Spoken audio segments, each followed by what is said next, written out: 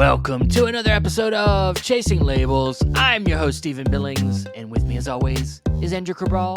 How you doing, man? Doing good, Stephen. Glad to be back talking about movies. The first full week of August is in our rearview mirror, and it was an action-packed week of announcements. God, Just it was. everybody everywhere doing something. Clean up, everybody everywhere. Remember that as a kid? Clean up. Is that a bar? Is that That's from a Barney Barney? song, yeah. Oh my goodness! Now it's all flooding back to me. Yeah. That big, beautiful That purple big dinosaur demonic dinosaur, yeah. trying to teach me my ABCs and stuff. Yeah. And how to share and care and all of those things. I love you. Yeah. Yeah, God. Teach you how to love everybody. What a damn shame. Nightmare fuel. But yes, we are here back. Spy number 110. 110. Starting to sound weird. 110. I know 110, 110. But I mean, it does sound a little surreal, yet just a matter of fact. It's interesting. 110. Just keep on going. Yes. But we do want to kind of dive right into it because there's just a lot to go through. It's a lot. I mean, I spent the last few days just marathoning the heck out of movies. Of course, this week the highlight of the week was the first, which was the Tuesday. Thankfully, for those of you who aren't aware, we shoot on Sundays, so when the first falls as far away from a Sunday as possible, it's always nice to be able to digest all the Vinegar Syndrome and the OCN partner label stuff, let it marinate for a few days, so you don't have to rush these things, because it's a diverse group of films. Oh, yeah, there was a lot of them this time. Mm-hmm. So, well, yeah, we got a lot of 1-off, 2-off, 3-off announcements too. We do, and I did want to kind of pick up organically with what we ended quickly with last week, which was the Shout Studios releases. Specifically, I wanted to concentrate on the Shaw Brothers Classics Volume 3, which is coming out in October. Like I said, ending last week, the second volume of this stuff isn't even out yet, and Volume 3 is already underway. And we've got 11 films in this box set, which is an interesting odd number for an 11-film box set. But these are the films in there: Killer Clans, The Shaolin Avengers, The Web of Death, The Vengeful Beauty, Death Duel, Life Gamble, Soul of the Sword, The Deadly Breaking Sword, Clan of the White Lotus, Shaolin Abbot, and Shaolin Rescuers. And I believe these are all from the 1970s, I think a little bit into the early 80s Shaw Brothers stuff. And we did get a list of details of what's going to be in this set in terms of no, that's the volume 2 set. Never mind. We haven't got the list of details yet, but we've got just a list of those movies. So that's on the horizon. So that's something I think a lot of people are interested in. Yeah. Like I keep saying, like a broken record, between the stuff you're getting from the UK and those box sets, you're getting more Shaw Brothers on Blu-ray than ever before, I feel. I'm digging it. I like it. I'm wondering if any of these are crossovers. For some reason, Shaolin Avengers sounds familiar. I feel like Shaolin is the word that they used in so many. It is. Titles. But the Avengers part of it is what stands out, because I think in the first volume of the Shaw Brothers Arrow set, there isn't a movie with Avengers in the title. And I'm just wondering if that's the same movie or if that's just something else that has that. Well, I can tell you, just from my cursory look at the first volume, Shaolin Avengers isn't one of them, and that is the one thing that I think is interesting. There isn't crossover, at least from my eye, from the Shawscope sets and this set, because the Shawscope sets and these sets from Shout Studios are all Region A. So it would be, they couldn't have the same rights, except they were both putting out Blu-rays in Region A land. So that seems to be the case, which is nice. It's kind of a change of pace when it comes to all of these things, because we get a lot of crossover with the different companies putting out different versions in different regions, all of that stuff. What that first Shawscope set does have is Shaolin Temple, and that may be, and also Crippled Avengers. So that's what it is. Crippled Avengers is what I was thinking of. Yes. Yeah. So that's just kind of wanted to, do some cleanup work on that. Something that's also interesting, which we don't cover because we don't really cover and this is kind of TV, kind of maybe not, but I'm just gonna throw this out there. Wallace and Gromit: The Complete Cracking Collection. Um, Steven, I don't know how big of a fan you are of, like, that claymation stop motion animation, um, but I watched, like, all of these, like, shorts from Wallace and Gromit from back in the day, and I found them to be incredibly charming and just very pleasant to watch. I don't know about you. I mean, I'm a fan of claymation. I've never watched these shorts though. I've seen the movie, um, and I'm a fan of the Leica stuff. Like I like most of the Mm. Leica movies. So Yeah, this yeah. has, Wallace and Gromit: A Grand Day Out from 1989, Wallace and Gromit: The Wrong Trousers from 1993, Wallace and Gromit: A Close Shave from 1995, and then Wallace and Gromit: A Matter of Loaf and Death from 2008. And I know there was, the spinoff is Shaun the Sheep. They did like I think they did 2 Shaun the Sheep movies, in recent time, and there was a whole, like, Wallace and Gromit, I think, television series as well, so there's so much of that that you have to sift through to kinda collect all of this Wallace and Gromit stuff. I just thought that was nice because I don't think they've gotten much in the way of Blu-ray releases here in, here in the States for the most part. I think they got some stuff, um earlier on, like, there's a complete collection here from 2009. There's some collections here from, like, 2012, 2019, and stuff like that, but, yeah, I'm curious about what this has and what this has to offer as opposed to those sets. Yeah, the 2009 set's from Lionsgate. 2009 seems so long ago, Hmm. um, but, yeah, so that's a little bit of some Shout Factory cleanup stuff, but moving on to more announcements from this week. um, I do wanna start off with I'll start off with this, The Terror. The Terror is a Roger Corman film from 1963 starring Boris Karloff, Jack Nicholson, Sandra Knight, Dick Miller's in the film, Dorothy Newman as well, and this is the 60th anniversary special edition. Now, many of you at home probably know that this movie has been released a few times. I'm pretty sure it's gotten, like, some level of quasi public domain releases over the years just because looking for it online, you can find this thing literally streaming for free everywhere. Yeah. Everywhere. Um, Amazon Prime had 2 versions of it, Tubi had a version of it, Freevee has it, Plex has it, Crackle has it. You can probably find it on YouTube for free. It's a low budget early 60s um, a Roger Corman picture from AIP, American International Pictures, and when I was watching it initially, I was like, "Have I seen this before? It looks very familiar." Well, it turns out another Boris Karloff film done by Roger Corman was The Raven, which also came out in 1963, and apparently as soon as he was done making that movie, he made this movie, The Terror, using these same exact sets with the same exact actors in it. So that's why it looks so damn familiar. And it's not a great movie. Jack Nicholson is playing like soldier who's in Napoleon's army. He gets lost, and he ends up following this woman, and he ends up at this chateau, this castle, this mansion, mysterious place.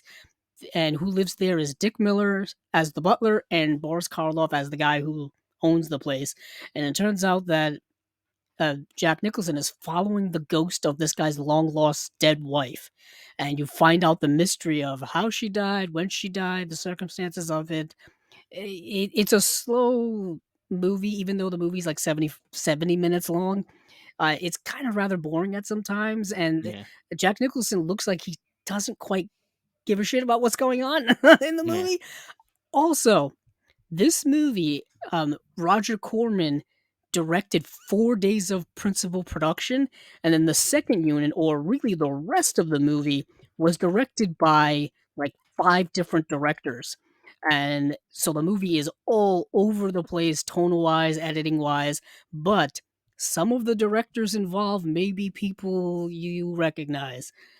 Francis Ford Coppola was in there, Monty Hellman, Jack Nicholson directed some scenes. Jack Hale, Basically anybody who was available, I guess, could direct a couple of days of this. And apparently, with the second unit directing, the rest of the production took 9 months to do to make this movie. So it's a wildly unkempt, unhinged, like a Frankenstein of a movie, literally. Yeah. But it's getting a special edition release from this company, Filmmasters, brand new for a restoration of the movie. It's getting a a full length, it's a couple of full length commentaries, a booklet with essays in it, and I don't know much about the movie about this company, Filmmasters, but I like that they're doing this. Well, we talked about it before. They We did, initially were Film Detective, and then they changed their name. But this also comes with a double feature with the 1960s The Little Shop of Horrors, yes, which which is I also really stars want. Jack Nicholson. So nice little double feature there. It is, and I don't think that Little Shop of Horrors is available on Blu-ray. I know the musical from the '80s, obviously is, but I don't think this one has ever been well, it has been, but it's been available from less than reputable places, and that's another film that you can find in the public domain. I Yeah, think the first time I ever saw it was in the worst possible public domain print, that you've ever seen. Like, you couldn't make anything out, and it was just so bad, but then I went and rewatched it later with, much better quality. So, yeah, The Little Shop of Horrors, the one from 1960, has been available from a company called Legend, on a Blu-ray in 2012, which I believe is out of print. It's probably a small knockoff company that was just putting public domain things on Blu-ray. yeah, That's my guess. So this hopefully will look a lot better. But yeah, that's cool. That's coming with the double feature. yeah. But moving on from there, Steven, let's go to Third Window Films announces the Director's Company collection. So this is something completely new to me, new to you, Yeah. probably new to many people. So Third Window Films is this company, and in September they're putting out a they're putting out 3 movies, and I think their thing is putting out movies from Japanese productions of the 1980s and 90s and even 2000s. Now that I'm looking at their catalog here, it's all, I believe, Japanese films. The one that really intrigues me here, first of all, let me list the movie that they're putting out. They're putting out, The Guard from Underground, Door, which has also Door 2, and then Typhoon Club. I know nothing about these movies other than the first one. The Guard from Underground is directed by Kiyoshi Kurosawa, who directed The Cure, which has a Criterion release. So that's the only real connection I have to this, but apparently all of these are getting new restorations from original negatives, and they look really cool. I mean, I'm getting a Radiance vibe from this. Just the way Ah. their design of their packages is. Yeah, yeah. I mean, it's got a pretty kind of simplistic yet sleek vibe to it. And yeah, I've gotten a couple of their recent releases, and I'm blanking on, of course, always like always blanking on the name, but I got a couple of their recent releases. The one that was like the crazy, like kind of Blade Runner esque type of movie they had to come out not too long ago. It was like 8,000 or something like that. Um, Yeah. it What was is interesting? it's What is interesting is they put out one cut of the dead um on Blu-ray in the UK. So this is a UK company. I didn't even know that. So this is a UK company. So these will be region B, I believe. Yeah. Um, but yeah, they put out a Blu-ray of One Cut of the Dead. Well, I'm looking for that movie that you're talking about, by the way. Door is saying that the Door movies are region free, Oh, okay. and so is Typhoon Club is region free, Oh, nice. but the Guard from Underground is region B locked. So It looks like they put out an edition of Tetsuo the Iron Man and Tetsuo 2 Body Hammer in 2018, which we know got a re-release from Arrow after that yeah, sometime. Um, and they have quite a few releases going back. I see a release here from 2012, so they've been around. They've been yeah, oh around yeah, for a while. I've just been unaware of them. So I wanted to mention these films. Um, guess let's go to another kind of one-off here. Once again, Steven, everyone gets a Jess Franco film apparently. yeah. Everyone gets one. No matter who you are, we've got Jess Franco available for you. The movie Blue Rita is getting a Blu-ray release from Full Moon Features. This is the 1977 uh, Jess Franco film starring Dagmar Berger, Pamela Stanford, Eric Falk, Esther Mosier, and Angela Richard. The release is scheduled to arrive on the market on December 12th. Can't believe we're already thinking of December of this year. I know Jeez. I can't process that. Mm, Um, yeah, so nightclub owner and erotic dancer Rita Blue uses her place as a front for working undercover as a spy, motivated by her vehement hatred of men that stems from having been sexually abused as a child. Rita and her seductive female cohorts not only gleefully torture guys as a means to obtain vital information, but also manhandle wealthy men in order to make them hand over their fortunes to them. That's interesting. yeah. Um, and there's an interview here, Chris Alexander, Peter Stickland about Jess Franco from 2013, and that's really the only special feature here to ring home about. I do like the cover though, really Yeah, yeah. leaning into that whole blue aspect of Blue Rita. There's blue there. Yes. There is indeed. Yeah. Yeah, So where do you want to go from here? sounds like up his alley. This definitely sounds like a Jess Franklin movie. It is, Um, but let's go. I say we go to Australia again. Let's go to Via Vision. okay. Well, over there we got so this is straight up Via Vision stuff. This isn't in print. Um, so they got a few interesting things for October. So first, a couple of the one-offs. We have the Robert Rodriguez slash Quentin Tarantino film Grindhouse. It's getting a nice little edition here on Blu-ray, um, where it's got both features, and it's only going to be 1,000 copies. It's going to be a 4-disc limited edition with the 3D lenticular hard case. So, yeah, Yeah, it and those does. two movies are Planet Terror and Death Proof, for those of you who don't Yes, know. and it looks like they're going to have the unrated versions, extended and unrated versions of the films. I'm not seeing it. It's not looking like there's much in features. There's some commentaries from Robert Rodriguez, um, and It that's is yeah, you yeah, mentioned that it's a 4-disc set, so I'm assuming each cut gets its own disc? that's what it's looking like. That's what it's looking like to me, yeah. Yeah. So, I mean, it's cool. Every movie's getting it's getting its own disc, but Oh, yeah, if you want the special features, disc 4 is the special features disc. yeah, So it looks like disc 3, disc 2, and disc 1 will have the movies? yeah. Yes. 1, 2, and 3 have the movies. Yeah, Yeah, so disc 1 will have Grindhouse, a theatrical version, which I assume will be both movies back to back, like yeah, one long, epic Grindhouse feature. And then disc 2 will have the extended version of Planet Terror, and disc 3 will have the extended version of Death Proof, and then disc 4 is just loads of special features for both movies. yeah. Well, I don't. Cool. We don't.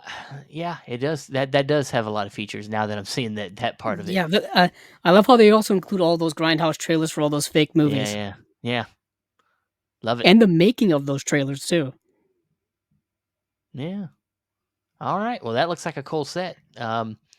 Also, we have here is another Halloween. You got Sam Raimi's Drag Me to Hell, which I think has kind of got some cult status. I mean, I like it okay. I don't think it's nearly as good as, of course, like an Evil Dead, but um, yeah. You fan of Drag Me to Hell? You got was it Justin Long's in it? Somebody else is in it. That's of note. Yeah, it's a movie that I think people keep rediscovering every couple of years, and they always forget about how good it actually is and how vintage Sam Raimi it is. Yeah, Like vintage horror Sam Raimi, where it's got some darkly comedic moments, some ridiculous over the top moments, some body horror in there. For those of you who haven't seen the movie, it came out in 2009, so it was 2 years, I believe, 2 years after Spider-Man 3, I think. yeah. So it was Sam Raimi kind of going back to his He's roots like, I after need to having get out of the fucking yeah. webs. Well, he was developing Spider-Man 4, and then, of course, that whole thing just fell apart. Yeah, So I guess he went and made this, you know, as in the aftermath of all of that. And this movie does star, like you just said, Justin Long, but the lead is Alison Lohman, who has kind of completely disappeared, really, from even the horror movie world, in my opinion. And I thought she was actually rather good in this movie, but she is a loan officer who evicts an old woman from her home, but she finds herself a recipient of a supernatural curse. Desperate, she turns to a seer to try and save her soul, while evil forces work to push her to a breaking point. And I believe her boyfriend in the film, who tries to assist her, is portrayed by Justin Long. So she gets cursed, and her life basically becomes a living hell. That's Mm, how I would describe the movie. yes. I remember buying this on Blu-ray when it first came out, and this was probably 2009, 2010 when Blu-rays when they first came out were like I think I paid like $30 for this when it came out on Blu-ray just because I wanted to see the movie, and of course at the time I didn't know any better. And then not to say that that's a knock on the movie in any way, but it's you should I still don't like to pay full price for movies these days if I can help it. Being more savvy collector, savvy buyer. But yeah, it's a movie that I think is super underrated when it comes to Sam Raimi's filmography, and I recommend people checking it out if they haven't yet. It's perfect for the upcoming October season, which is fastly approaching. Yeah. Um, but Yeah, I believe I have it on from Shout Factory or Scream Factory. God, I got that edition. Um, but yeah, the last thing we have here is a box set full of Stephen King goodies. Um, adaptations yes, and I've seen I think half of these. Needless Things includes the film Needless Things, Secret Window, Riding the Bullet, Bag of Bones, The Mist, and 1408. and Secret Window. Did you mention Secret Yeah, I Window? said that. Yeah, Oh, okay. yeah, yeah. Yeah, Secret Secret. Window is Yeah. the Johnny Depp starring film, isn't it? Yes, Where Johnny he Depp, plays an John author. Turturro, um, where he's the writer and he's sticks himself in the cabin and he kind of gets that. It kind of gets that. John Turturro shows up and he's like, "You stole my story," and then he like, it becomes like this mystery of like, did he steal his story? And then he like, starts to become paranoid, and it kind of comes that kind of tall tale heart, He thing. starts going insane, doesn't Kind of he? get yeah, he starts going kind of crazy. Well, you don't really know. It's the mystery of the whole movie. Is he insane? Is this guy fucking with him? Like, it's a solid movie. I always I kind of remember when it came out. I never saw it though. yeah, I always kind of enjoyed it. It's a very small. It was a Johnny Depp movie where it was like, okay, he's not wearing all makeup and pale face, and Oh it's a yeah, it's weird. it's not him. It's not him with Tim Burton. Yeah, it was nice to see him do something a little bit different. Um, but of course, I've seen 1408. This is the one with Sam Jackson, John Cusack, where he's like this like investigator of like paranormal stuff, and Supernatural. Yeah. yeah, yeah, and he likes to kind of prove it wrong. I think that's like his popularity comes with proving things wrong usually, and so he goes to this hotel where it's supposed to be like the most haunted room, and then it goes kind of crazy. It's solid too. It's a solid adaptation. I mean, I've never read the book, but the movie comes on cable. I usually can watch it. Um, This was another one that I remember when it came out in the theater, yeah, and I remember seeing trailers for it and all that stuff. It's a movie that I think it's fine. It's it's a fine. Yeah, fine yeah, Halloween horror film you can it's watch during the watchable. horror It's months and be watchable. fine I and think I dig don't it. know. Yeah, I don't know about the three of these other ones, but I would say the Mist is the best in the set personally. Yeah, this is the if it's indeed the Frank Darabont directed The Mist. I would hope so. Um, yeah, I mean there have been like other adaptations of The Mist. I believe there was a Mist. The There was a show and Mist TV series on Sci-Fi recently in the last couple of years. Heard wasn't very good. Pretty sure there was another Mist TV miniseries or something like that as well. I don't. I'm probably just yeah, making it's the shit up. Mist from 2007. Yeah, the one with Tom Jane. Yes. Tom Jane, Marsha Gay Harden, Andre Brower, Laurie Holden, Toby Jones, William Sadler, Yeah. Jeffrey DeMunn. It's a cast. It's a cast. Yeah. with an interesting ending. I've had this on DVD for many years, and I've been looking to upgrade it to Blu-ray at some point. Yeah. Because I think the Blu-ray comes with a black and white version of the film, Yes. which has always been an interesting experiment that I wanted to watch. It's good. Um, It's yeah, so if for those of you who don't know, it's this storm happens where this mist slash fog shows up, and all these people get stuck in this grocery store, and you just see the degradation of humanity when it comes to yes. horrific things happening around them. Like, Yep. humanity is its own worst enemy. That's kind of the moral of the story. And it's well known for having a very Twist it's a different ending. ending than the book, but I Mm. mean, I think even Stephen King acknowledged that he thought that the ending was better in the movie. Um, I believe I believe I remember hearing that. Um, I don't disagree with you.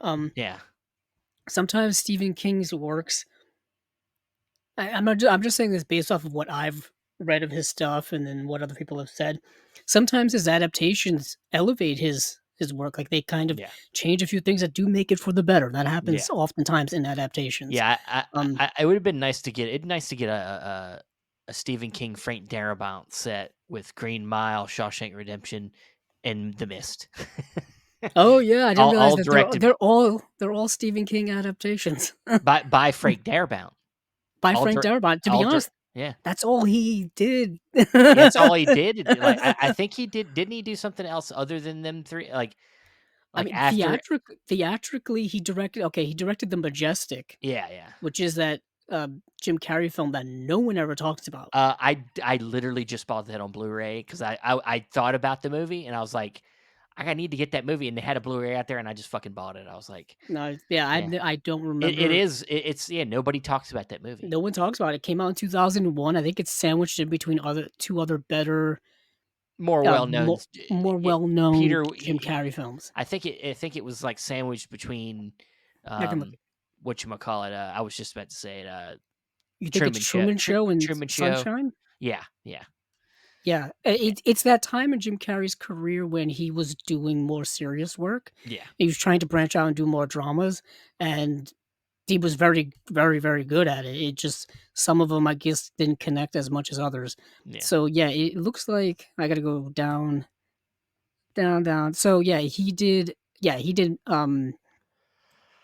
Truman Show in '98, he did Man on the Moon in '99, then he did Me, Myself, and Irene and How the Grinch Stole Christmas in 2000, went back to comedy, then he did The Majestic in 2001, then Bruce Almighty, Tammy was busy. and then Eternal Sunshine. He was going back and forth. He Dude, was he going was back and fucking forth. busy. He was. He was also maybe the biggest star in the world at the time. Like, he was In the '90s and going into the 2000s. yeah. Yeah, what a career, just back and forth stuff going on And The there. Majestic's like it's like a nice kinda love lettery to, like, old like, small town, like, the, movies, it's got, like, that movie he takes care of, like, a movie theater that was apparently like, he's mistaken for, like, a young person that went off to war or something like that, right? If I I haven't seen the remember. movie, so I have no You've idea. never seen The Majestic? I've never seen Oh, it, no. dude, you need to watch it. Yeah, I it's know, I good. gotta get it now, I gotta get it for my Frank Darabont section, it's only got Dude, 3 yeah, movies in it. Get it, man. It was cheap. It was only like $15 or something. Yeah, I'll say it just celebrated its 20th anniversary. Yeah. Frank Darabont notoriously known for doing Stephen King adaptations and then starting The Walking Dead, Yeah, and yeah. then ironically suing Leaving The Walking Dead leaving The to make Walking money, Dead and then suing very them. controversially, Yeah. and then suing the production and then it being a whole long legal battle and stuff, um, but back to the Stephen King adaptations, specifically these adaptations, and Needful Things just got a 4K release by Kino, I think, like, last month? Yeah, last month, July 25th. Yeah. Not I mean, a couple of weeks ago. So that's where Needful Things, um, that's what we talked about it on the podcast previously because when that was announced. And yeah, this takes place in Castle Rock, Maine, which is a fictional city that is kind of a base setting for Stephen King stuff. You know what I mean? It's that Yeah. classic New England town where things are going afoot. There's a series of them throughout his work.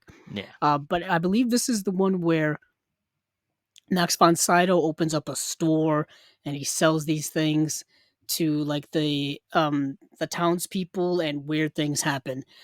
Specifically, like he's kind of a demon who steals these people's souls and stuff going on, if I remember correctly. Um, yeah, they kind of drives them mad, and they start trying to kill each other, and all kind of weird things go on, and that's Needful Things. The other films in this set are uh, let's see Riding the what else. Bullet. Yeah, that I've never seen. I've never seen Yeah, Bag of I've never seen Bones. it. Yeah. So And then yeah, yeah. it Yeah. looks like all of these are coming when okay, maybe not their own separate discs. No, actually yes, their own separate discs. The Mist and 1408 are two disc editions, and looks like the others are just single disc editions. Yeah. And there's a lot of some of the details on features are Yeah, they're extensive. yeah. Obviously, 1408 and The Mist, I think, have the most extensive Yeah. features packages because they're probably the more well known films and the more modern, I guess, films. Yeah. Yeah, so I think that's it from Via Vision, That is. and I guess we'll move over now because there's one from 101 Films, and this is kind of a big one. Um, it's a big one in its presentation. It's a big one in I guess the movie for a lot of people, and this is Memento is getting a limited edition release from 101 Films, September 25th. Go online and look this up because the package for this is got a lot of goodies in it. It comes with like all kinds of cool stuff, and it's got new interviews with Carrie Ann Moss, new interviews with Christopher Nolan, new interviews with the writer Jonathan Yeah. Nolan, new interview with the producer Emma Thomas.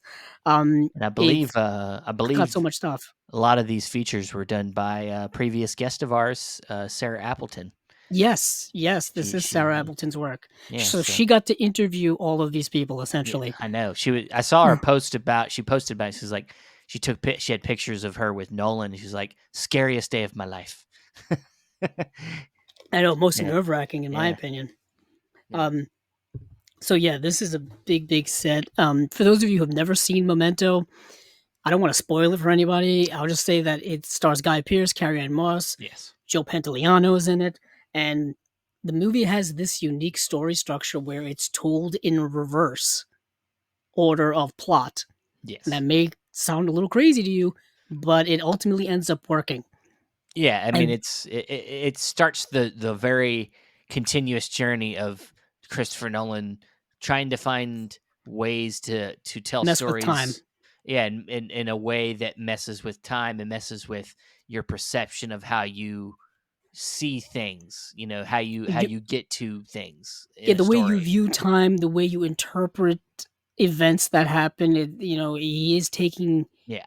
a lot of philosophical ideas and a lot of, I mean, scientific things. The time is rather scientific, but in this film, you have Guy Pearce who's got, I believe it's like short term memory loss. It's got Yes. some form of amnesia, and he's got to write things down. And the whole movie is told in reverse, so you So, kind of see the way you this see mystery unfolds. you see a bit you see the beginning, you see a scene play out through, and then it'll go behind that scene and show a scene that led up to that scene, and then there's parts throughout the story that are in black and white that are telling a more the more present story, I think, if I'm remember, and then there's some Yeah, flashbacks, and then there's some like it you is have to yeah, you have to lock yourself yeah, into you do. fully paying attention to this movie because you'll get lost.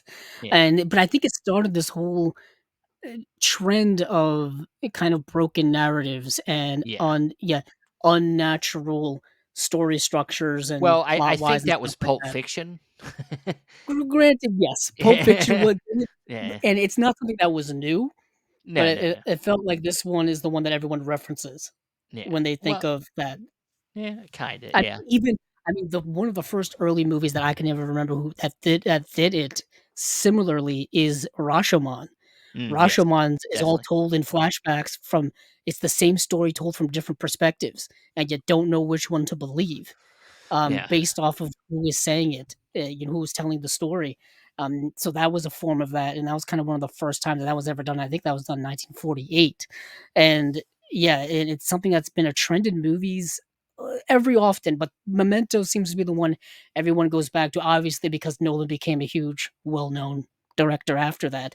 But this was his early days of indie filmmaking, um, and yeah, Memento was a unique film. I haven't watched it in many, many years.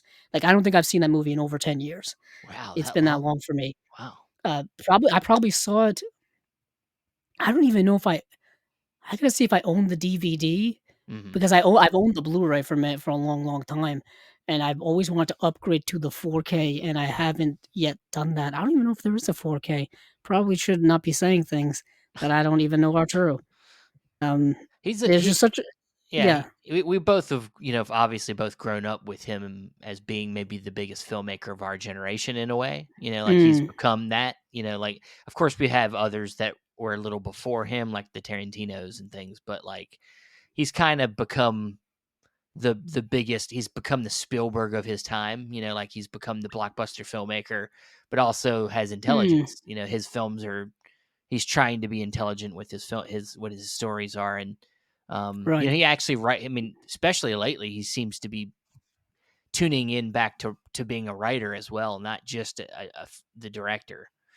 He Crow wrote a lot of the early stuff. Some of the stuff he didn't write at all in the early days.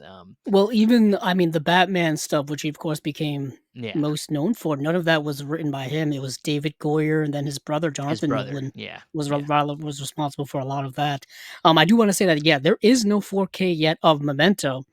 Would have been nice had this been a 4K release. yeah. Just throwing it out And there, I'm just or wondering if that. anybody out there put it out. You know. Yeah, I'm wondering if that's coming eventually, yeah, I mean, and then it was like after I think after he did the Dark Knight, it kind of and Dark Knight Rises gave him license to kind of do whatever he kind of wanted from then on because he made so much money with them movies, and then he started spending more time on his own writing. He did Inception, which was his thing he written for years, and then Interstellar and Tenet was of course, the timing of that movie just sucked with the pandemic, and I still think I mean it is his most I think divisive movie. It's not the easiest movie to follow. It's a movie that yeah, first of all, I've only seen it once. I have to rewatch it at some point. But it just the timing of it was really It bad. was a You know bad, what I yeah, mean? yeah, In that whole block of time, 2020, really up and until he really this and he year is just a yeah, and he bad really time. pushed to put it in theaters, and I think it At a kind of hurt time him. where you probably shouldn't have. What is interesting is the success both at the box office and critically that I think Oppenheimer is happening now could have happened to Tenet similarly had the Maybe circumstances been different in the world. I still think the movie is Is a like bit yeah, there's still it's obviously the movie is still what it a is. mess. Like it's not perfect. It is maybe it is requiring of more time and watching to better understand it. But I still think the movie's a little clunky. Um, Mm, but I don't disagree with you. yeah, I do also want to shout out The Prestige, which is came out probably 2006. the best of maybe one of his best that doesn't get talked about enough. Yeah, it I may mean, be a it's lot of people's favorites, to be honest, and yeah, I yeah, wouldn't disagree with them. It's a fantastic movie, snuck in there in between Batman Begins and The Dark Knight in 2006, such a cool and movie. it's such a cool movie. That's the movie that I would when I just said I wanted to upgrade to the 4K, that's the movie I'd need to upgrade to the 4K because I know Yeah, that that I exists. bought all them 4Ks when they were coming out a Yeah, few years I ago. bought all the Dark Knight all the Batman ones, Yeah. upgraded in Interstellar. And I still have to upgrade Inception and The Prestige. And then, of Eh, course, I bought Dunkirk because yeah. it came out in 4K, and then Tenet, Dunkirk, I bought Interstellar. Oppenheimer, I'll buy in 4K when that comes out in They need to 2 months. upgrade, Insomnia. Insomnia Yeah, needs you a know what? That's a movie talk about a movie that doesn't get talked about a lot is yeah. Insomnia. It was Is before he it was it's not a Warner Brothers movie, I don't think. I think it was before he started doing Warner Brothers movies. Um, that's why I don't think it's kind of gotten included in anything really because I think it was made by maybe another company, um, before he started I think right after Insomnia, he did Batman Begins, so that's when he started working with Warner Brothers. yeah, Um, Insomnia was the movie he did right after, Memento, Yeah, coincidentally, that we're just talking about. Memento came out in the year 2000, Insomnia came out in 2002, and Insomnia, I don't think people know this, is a remake, I believe, of a it Swedish film. it is. Yeah, Uh, it has Stellan Skarsgård in it. yeah, it has Y a Criterion of it, which Yeah, I have actually, it's on my shelf, yeah, and I bought it years ago, and the 2 films are rather different in tone and stuff. definitely, Same yeah. general plot, Yeah, but similar but different in tone, I think. Of course, the Insomnia stars um, Al Pacino, Robin Williams, Hilary Swank is in it, and yeah, it's actually an underrated film, I think. yeah, It's it's good. good. It's good. Yeah, People may rank it low, I think, just by proxy because Nolan just went on to do other work that may be deemed better. But I way don't. This, way more ambitious movies, definitely. yeah, way Um, more ambitious, larger budgeted, this is, all that like, kind of really stuff. probably the smallest movie other than I mean, like, honestly, it's probably the most straightforward and smallest movie he's ever done, other than, like, The Following, which is but Yeah, still, like, narratively, that's, what more complicated than this movie. it Um, is. Ironically, you talk about yeah, messing with time and yeah, narrative and stuff. He was kind of experimenting with yeah, following, which is essentially. I love how when people critique it, they're like, "Oh, it's kind of like a glorified student film," and I'm like, "Yeah, it is a student film. It kind of is." Pretty sure he made it towards the tail end of him being in college and stuff with his yeah, friends. Like that's the following. yeah. Let's get off of Nolan. I don't even know how we got here. Well, Um, it's well, it's because we're talking about Memento. So yeah, yeah, this is part of their Black Label special limited edition line of Blu-rays. I think this is number 31. I think this is the same line that, like, is Existence maybe on this line? Existence. I have what is it? The one. Dee, dee, dee, dee, dee, dee, the one with what's his name? Damn it! Oh, no. Your Damn you, mind's blanking up memory. on you. Um, Michael Shannon. Oh, Um, you gotta be a little broader. Oh, you country. Revolutionary Road. No, No. in the country. Uh, existential crisis. Oh, man. Hold on. I got them all listed here, so I'll Ah, get 'em. Jesus, Steven. Snowtown? Nope, not Snowtown, Snowtown. although that's very That's good. good too, though. That's an Australian movie about a killer, real life This serial is killer. not The Grifters, which is kind of underrated. Grifters actually their first release. No one talks about that film, unfortunately. Um, yeah, I have no idea what movie you're talking about, Steven. Jesus Christ, man! Come on, man. I know. This is usually my thing too. I'm just gonna go to IMDb and look up Michael Shannon. I'm Jesus. thinking of I mean, Michael Shannon and existentialism they kind of go hand in hand if you think about it. Take Shelter. That's it. Okay, nailed it. Nailed it. Took me a while to get there. Damn it. Um, but yeah, Take Shelter is the great film. Yeah. Great film. That's a Jeff Nichols film. Yeah, Jeff Nichols. Yeah. from 2011 with Jessica Chastain. Um, yeah, Shea Good. Wiggum's in the film. Yeah. Super underrated in my opinion. We need more. I think more Jeff Nichols He's work in my been opinion. stuck. Like I heard he was like working on a remake of Alien Nation. I think it's the movie. Okay. And then I don't know if that got held up or what, but um, Well, I do think that the pandemic did set everybody back yeah, a it did bit fuck in everything up. terms of productions and stuff like And he that. stays in that kind of indie realm. Like he Oh doesn't. yeah, Yeah, I've been looking he's at his son. If no one's seen his first film, Shotgun Stories, that's another good one. yeah. I believe Shotgun Stories also has my very young Michael Shannon from circa 2007. He's in that as well. But yeah, Jeff Nichols, his most recent film was Loving from Loving. Yeah, 2016. yeah. Wow, that was that long ago. And then he did a music video in 2018. He did 5 episodes of a podcast series called Hank the Cow Dog in 2020. And then he's got a completed film called The Bike Riders. That's Okay, his upcoming film. It follows the rise of Midwestern Motorcycle Club through the lives of its members. And that sounds good. stars Boyd Holbrook, Tom Hardy, Michael Shannon, Norman Ooh. Reedus, Oh Jodie Comer, wow. Austin Butler. I mean, Damn, this is gonna damn, be a this is good everybody's movie. in this It's gonna be movie. fucking good. I It was gonna says it's say, supposed to come out is Joel this year, Edgerton in but it? Joel Edgerton's in all of the movies too. I don't know. He's not in it. Damn, At least man, he's he not fucked here. it up, man. They just got other people who look good in beards, I guess, Damn, like Tom Hardy. that's gonna be Yeah. good. That's It gonna be says good. it's coming out this year, but since it's August and we haven't heard anything about it, I don't hold out too much hope. It says expected December 1st. Oh, so Alright. it's gonna be one of them end of the year going into January movies. Like those Yeah, limited theatrical super releases just limited. for awards, Yeah, season contention stuff. exactly. That's my guess. But moving on, let's move on from there because we've been stuck on Memento for a little while. Let's move to actually let's stay in the same geographic area. The Pianist is getting a 4K UHD release from Studio Canal. This is of course, That's me playing the yeah, piano. yeah, sounds about right. Sounds more like techno. Sorry, It does sound like techno, doesn't but sound classical. this is of course the why am I blanking on this horrible person's name? Oh, Roman Roman Polanski film Polanski. from I remembered Roman 2002. Polanski. Yeah. From 2002, I believe this is when he won Best Director. This is the film starring Adrian Brody, which made Adrian Brody a star, and then his career And then sub he was an subs asshole, and then nobody wanted to work with him, and then nobody wanted to work with him after that except time, but for he's Wes still in Anderson. stuff. Except for Yeah, he's Wes still in Anderson. every Wes Anderson movie. Yeah, yeah. And he's in other films. I should say that his career didn't disappear, just I think him from the limelight disappeared.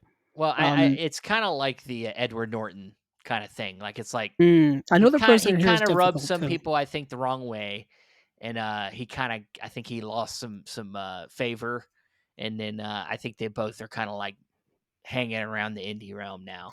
I'll You just know? say they're stuck in indie purgatory, which Yeah, yeah. sounds negative, but in a way it's not, because they're I able think to, I they're guess, probably still okay do with their it. stuff. Yeah. Yeah, I think they're because Adrian Brody he shows up in things all of the time. Look at his IMDb credits, and he's in multiple things a year. So yeah, he's around. He's around, but this was the movie that got him into the critically acclaimed spotlight. Of course, this Yeah. is based on a true story, I believe. I probably should look that up. Where he played this pianist who, of course, was a Jewish musician in the caught up in the Holocaust. Caught up in the Holocaust story, of course. Roman Polanski's family was involved in the Holocaust as well. Was victims of that horrific event. So this was a very personal film for him, and yeah, he, I don't have to explain the pianist to people. I think many people have either seen it or have heard about it, and it's getting a 4K UHD release. It's still, I believe, if I could look this up without losing my mind here, I don't think this movie has a. No, that's a lie. It does have a Blu-ray release from 2 years ago by Shout Select, but it took a very long time for this movie to get a Blu-ray release. Um, a very very long time here in Region A land. Yeah. So yeah, so it's getting that release from Studio Canal, who I think put it out on Blu-ray once upon a time as well. So they're just putting out their same release. But let's stay in Europe and go with Radiance. Okay. Radiance has their November stuff. Some familiar things here and some new things, Steven. I'm excited about this.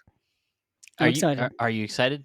I Well, am. the things that we do know, the end of civilization, the three films by Petro, Solskin, Yeah, I say Solsky, Zulkin. Yeah, I say Zulkin. Zulkin. Um, We talked about that when it was initially announced, probably a couple months ago. yeah, Really cool. They all look, the artwork's amazing. And it also got a release from a partner label where they also included a fourth film. I don't remember which partner label it was, um, but yeah. So, and that's already out. That's already been released. yeah, the Vinegar Syndrome. Actually, no, it was Vinegar Syndrome proper Proper put that out. was it? Okay. Vinegar Syndrome Labs, they're one of their There you go. Yeah. sub labels put it out, and they announced it like a couple of days later. Yeah. Yeah.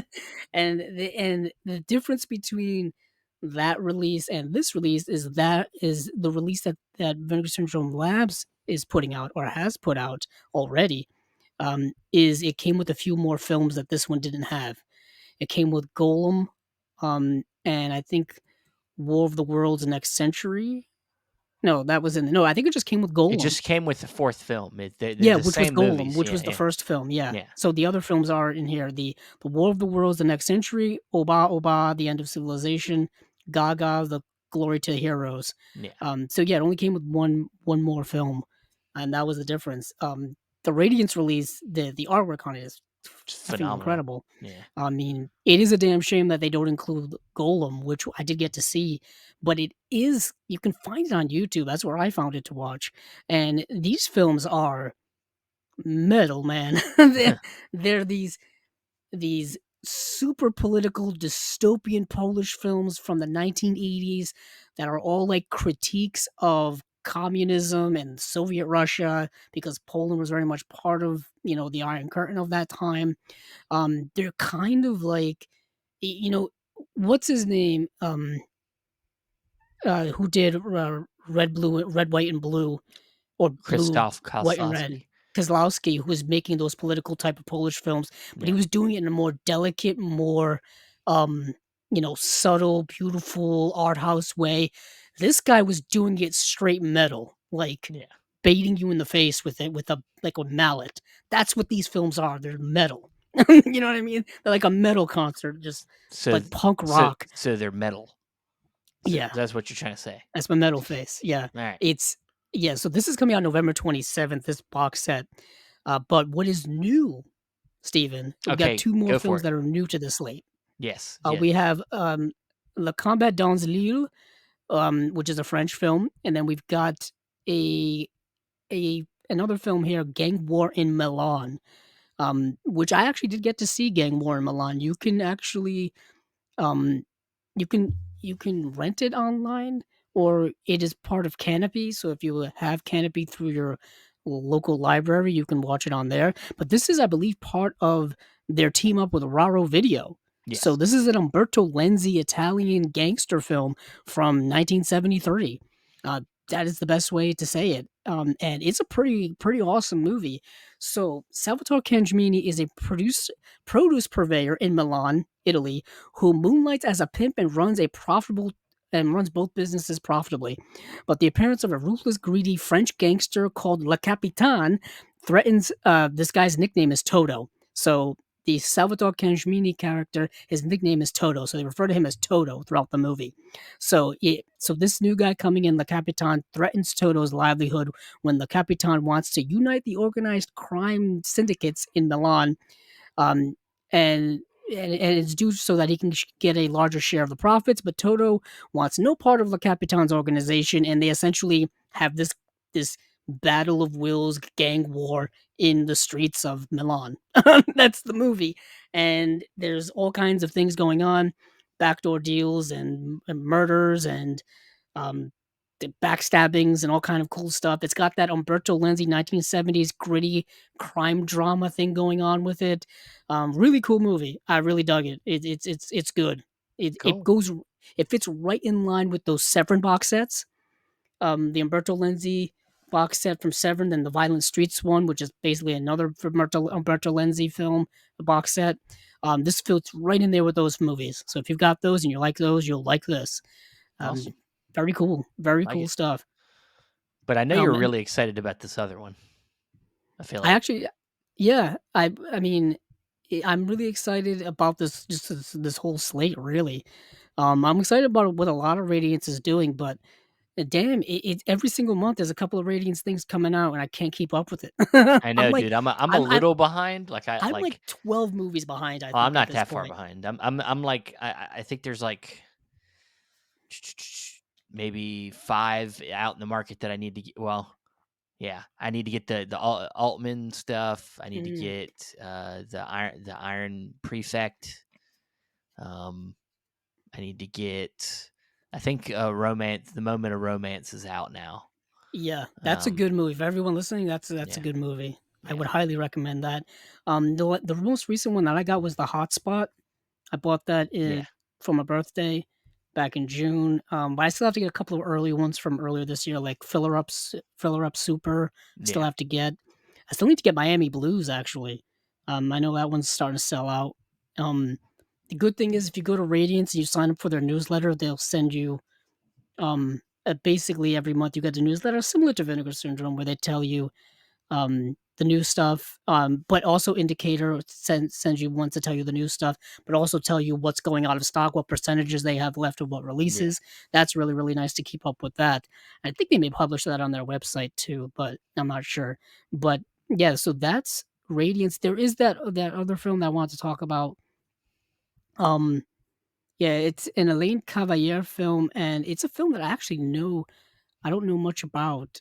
I like the cover though.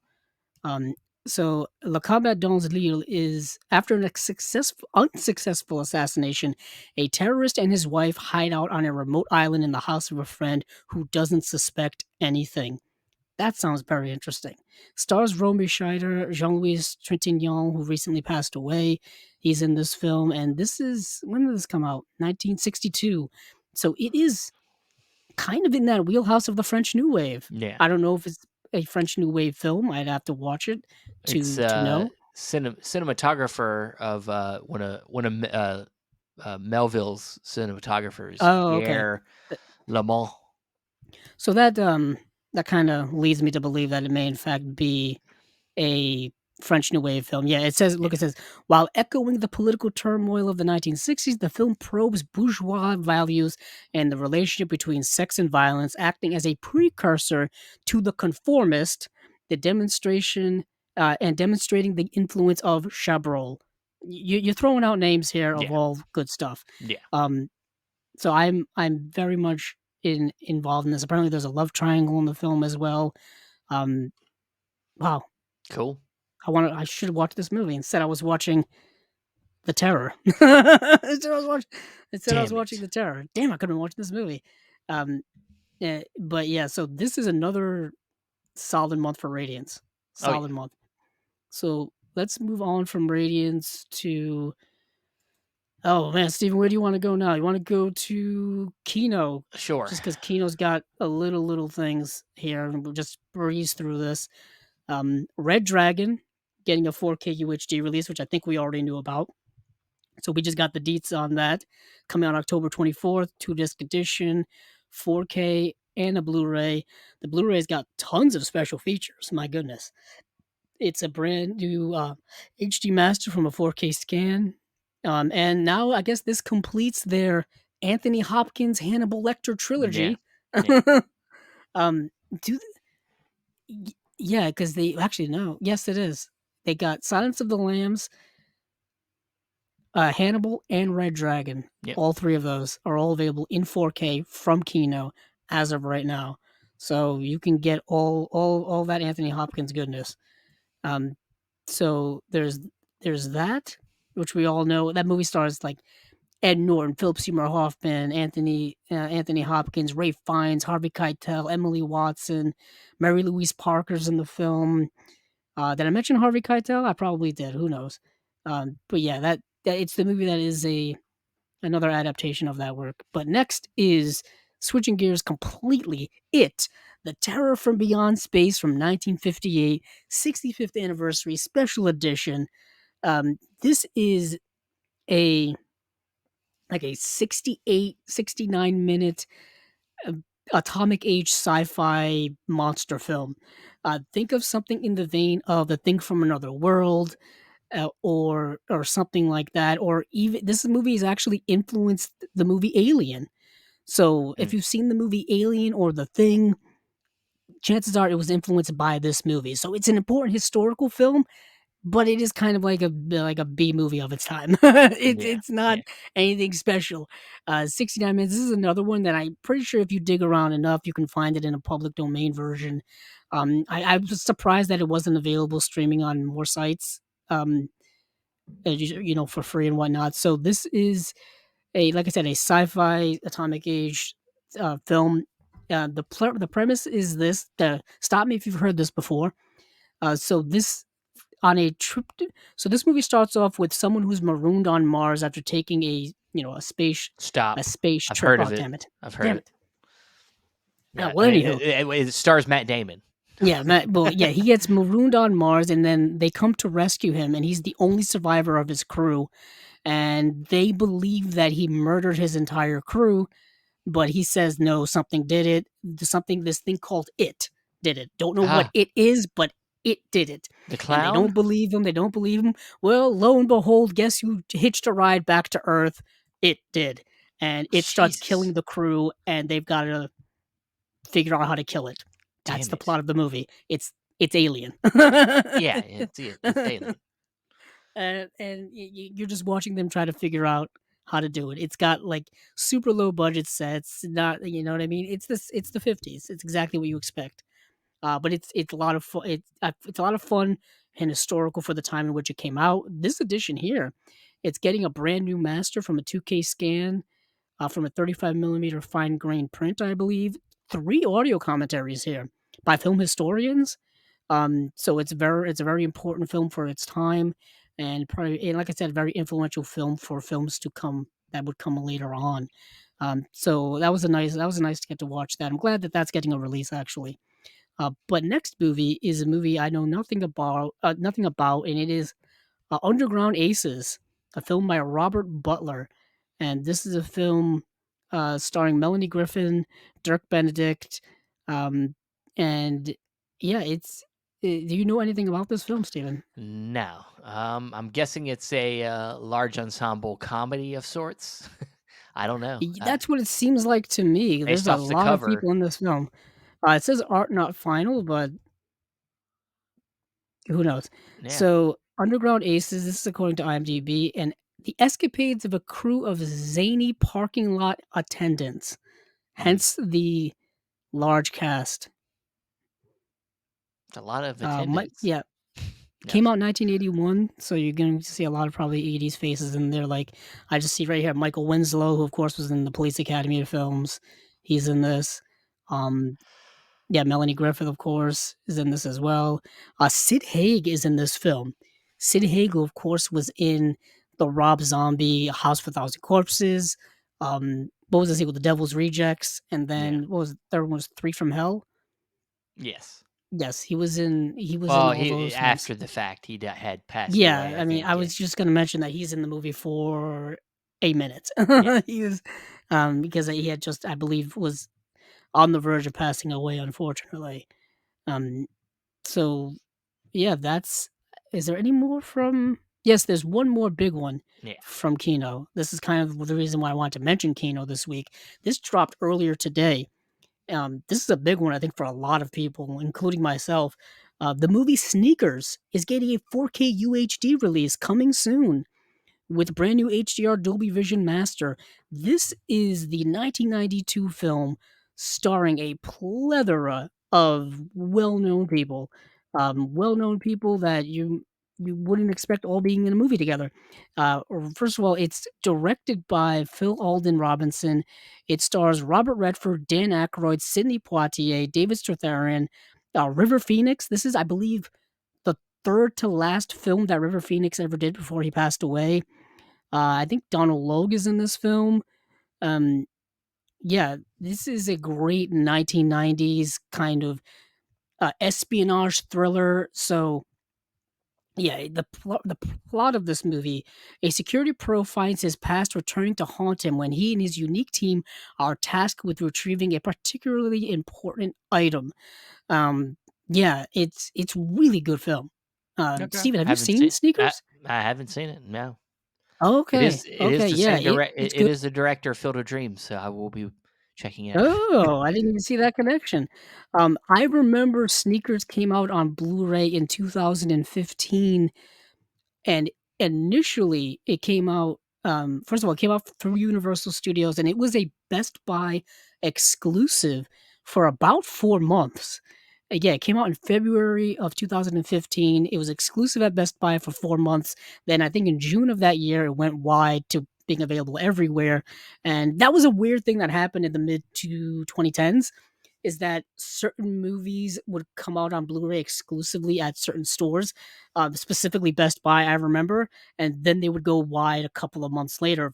For some reason, I remember this happening with Munich, the Steven Spielberg film, was a Best Buy exclusive for a little while, and then it went wide. A great disc, but mind you, it's a fantastic, fantastic Blu-ray. And that was one that just went wide at the time. Also, something that was ridiculous at the time as well, and this happened, I think, earlier on. The back catalog of James Bond films when they were released on Blu-ray initially, you can only find certain titles at certain stores. So they were exclusive to certain stores. So you had to go to, if you wanted all the James Bond films on Blu-ray when they came out, You had to go to Walmart, you had to go to Target, and you had to go to Best Buy, and each store would have different titles. It was annoying as hell, but I Mm, went to all of them in one day you to did get all it. my titles.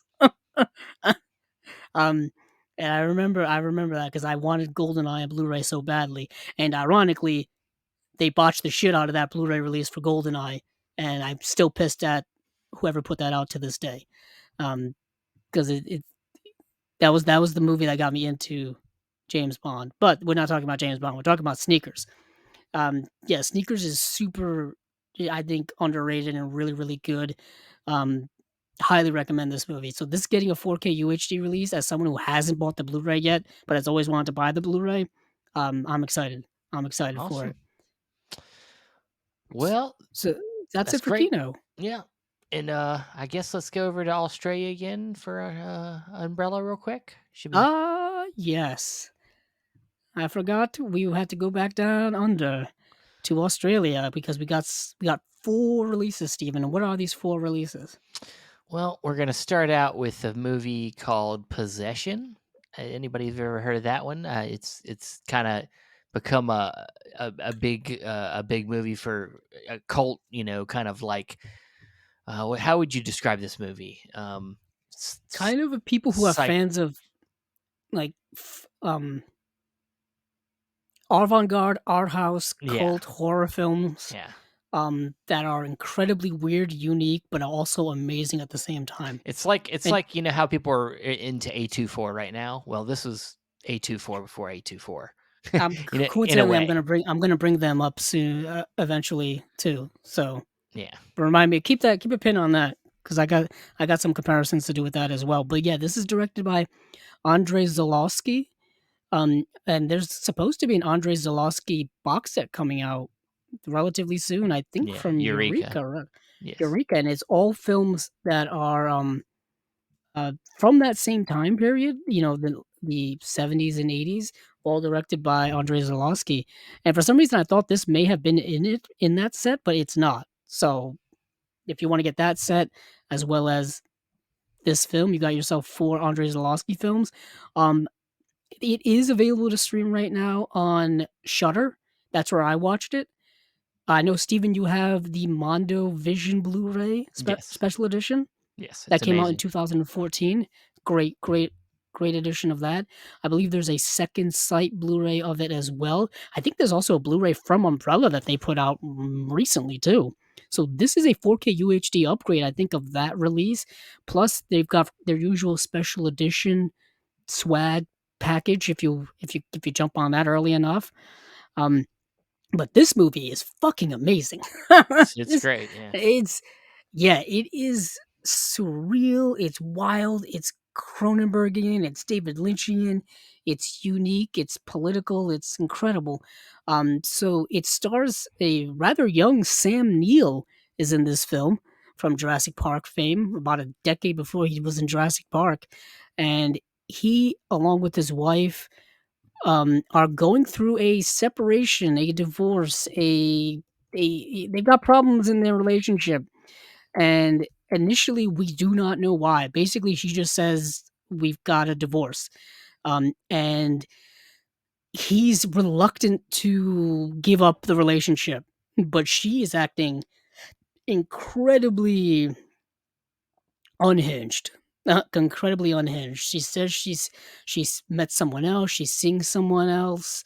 There are things going on behind the scenes. I don't want to give anything away, but she becomes incredibly, incredibly more unhinged throughout the film, and weird things happen. And the weird things happen are so bonkers and crazy and out there. You're just mesmerized by the insanity of it all. Um, yeah, this movie is gonna look stunning in 4K. I bet you the Blu-ray already looks stunning.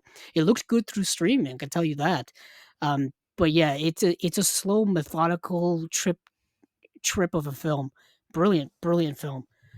Can't recommend it enough, especially if you're a horror fan, if you're a fan of foreign horror and cult horror and stuff like that. Definitely recommend it. But we got some other films here, Steven. Um, Yes. what are the other bad boys we got? We got a film called Godless: The Eastfield Exorcism. So obviously this is playing into our October theme here. Um I've never heard of this movie. You know, I've never heard of it. there are a ton of exorcism movies, um, Right. in this vein, but this is, I believe, a Australian exorcism movie. Yeah. It's a Um, newer film, I think from 2022, 2023. It's a rather it newer is film. It says here, inspired by true events, a woman in the wake of a traumatic event is forced to undergo a brutal exorcism at the hands of a self appointed messenger of Christ. Godless is an unflinching and callous new horror from Australia, and we are proud to shine a spotlight on this and other up and coming independent Australian directors and genre movies. cool, man. Yeah, I liked it. I like when just like the new Janus contemporaries, where they're kind of keeping up with some of the new stuff and not letting that fall behind. And I mean, like we said before in the past, things that go to festivals don't always get distribution or get a chance to live on past their festival run. So it's good that there people are noticing these small movies and giving them a chance to have life. So Yes, and it is, I believe, streaming, I want to say on Tubi or something like that. So it's available to stream if you're curious about it. But the next film is a film that I think many people are familiar with, at least. Uh, Steven, have you ever seen it? I'm curious, actually, I because I don't don't know know. which one is it. I'm talking about Shine from 1996. Have you seen the movie? I I don't think so. Okay, No, okay. I don't think so. All right. Uh, Looking at it it's the now. yeah, it's the movie starring Jeffrey Rush based on a true story. It's the film that was actually nominated for Best Picture in 1996. I believe Jeffrey Rush won the Oscar for Best Actor of this of from his performance in this film. And it's the true life story of pianist David Helfgott, who is a prodigy. He's a prodigy pianist from Australia, um, in around the 1950s, 1960s era, and basically one day he just has a massive, massive mental breakdown because of the pressures of being so great, essentially, and he kind of never really he develops um, mental health issues. Of a combination of, I believe, bipolar disorder as well as schizophrenia, and he battles that throughout his life. And I believe he's still alive to this day. And Hmm, this movie is kind of a biopic of his life up until a specific time. And yeah, the scenes with Jeffrey Rush portraying him are very, you know, very performative, very well done. He's someone who has super high anxiety, super high nervousness. So he's constantly talking, constantly babbling, constantly just moving a million miles a second, essentially. And Jeffrey Rush really captures that genuinely, and that's probably why his performance was so well loved at the time. And for me, I think his performance is better than the movie, if I can yeah. say that. What's interesting is the first part of the movie I thought was very, very good. You get to see his young life and him being a prodigy and the pressures that go with that. You see the conflict between himself, and his father, and family stuff. And it's actually when you get to the point of his mental collapse in the film, I feel like after that, when you get to all of the Jeffrey Rush stuff, is when the film, I think, kind of falters for me because it becomes kind of a montage of like the rest of his life. You just kind of see snippets of things and whatnot, and I felt like the film's pacing kind of suffered from then on. But it's a solid film in my opinion. It's a solid biopic, but it's very much an Australian film. It's set predominantly in Australia for a good portion of the film, um, and yeah. So if you haven't seen the movie Shine, I do recommend it. If you like biopics, obviously, if you want to see a great performance by Jeffrey Rush, if you're an Oscars aficionado, you've probably already seen it. So I don't know what we're talking about here. But yeah, that seems to be it for that. The only other thing that they're releasing is the Dune TV miniseries, and the Children of Dune TV miniseries is being released together in this super deluxe packaging with all kinds of swag. But we don't really talk about TV stuff, Steven. Yeah, So I I don't. don't know how much time you want to spend I've on it. never seen it I've anyway, and never seen it, but I've had the DVDs for like forever, and I never watched them. And of course, now with all the Dune stuff, when it came to Denis Villeneuve's Dune, everybody's jumping on the Dune train now, or the Yeah. Dune worm, really. Yeah, this comes with Yeah. like just it's a 4 disc set loaded with like 5 hours of special features. You got a poster, art cards. There's a 160-page hardback book that comes with this thing. Yeah, it's a massive, massive super deluxe edition that we've got going on here. James McAvoy was in it, William Hurt, Susan Sarandon. Um, yeah, it's something that I've never seen but always been interested in. I've read the books though. I've read the books. Jeez. So moving on from I had to do something during the pandemic. Yeah. So I decided to go back But I and did read my read the books. books. Yeah, I I've just got read my these books. DVDs for years, but I've read the books. Speaking of books, I guess let's go to Terror Vision because Terror Vision had a big, big week. A big week. Terror Vision had a live stream on their YouTube channel at 12:01 a.m. Tuesday morning. So Terror Vision Tuesdays are uh, back up and running, and Brad Henderson, whom we've had on on our show a couple of times, and of course is the head and leader of this Terror Vision crew and whatnot. They are doing 13 weeks of Halloween horror releases. So basically, every week, I guess they're going to be announcing stuff all the way from now up until Halloween in late October, which is apparently only 13 weeks away. It moves by a lot faster than you think. So this time, they released a couple of announcements during their live stream. A couple of extra things here that we don't really get into, but I don't know if we need to mention the vinyls and that they do and stuff like that, Steven. Yeah. Um, but they announced the movie called Malum, which is their first 4K UHD release with a slipcover. And that's a 2023 film. Escape from Hell. This movie called Chocolate Strawberry Vanilla. A movie called Shrek from 1990, but it's not the Shrek you think of. Get it Ah, out of your head. Get it out of your head. damn it. And then a movie called Killer, also from 1990. I got to see a couple of these. Specifically, Chocolate Strawberry and Vanilla is, I think, one of the best movies that they've ever released. It came out in 2014, and it's a really interesting film. It's kind of a retread of a lot of things we've seen before, and the story, once you hear the plot of it, is going to sound very familiar. So this guy named Warren Thompson, played by Glenn Maynard, he's an awkward, lonely ice cream truck driver, and he's got two major problems here, Stephen. He's got an obsession with a soap opera actress, and basically a gang of bullies just constantly pick on him and beat him up and harass him throughout the movie.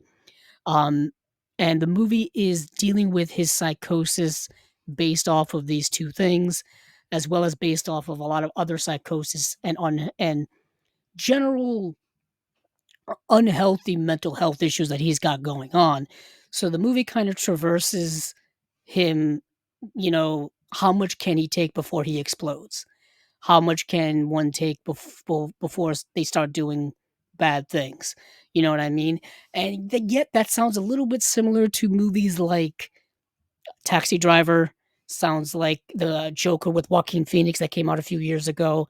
But this film, I think, approaches it more introspectively than extrospectively because the movies really concentrates on a lot of what's going on in his head and his psychoses, not so much on the end result of what those things lead to.